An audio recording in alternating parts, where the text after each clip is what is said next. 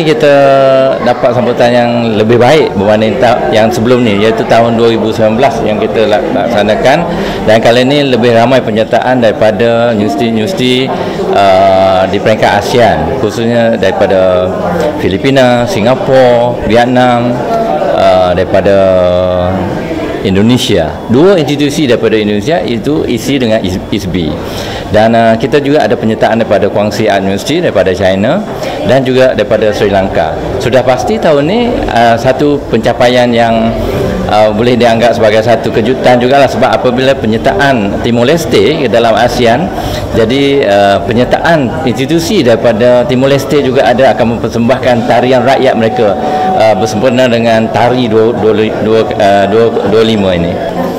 Cuma dalam konteks kita, Aswara sentiasa bersedia.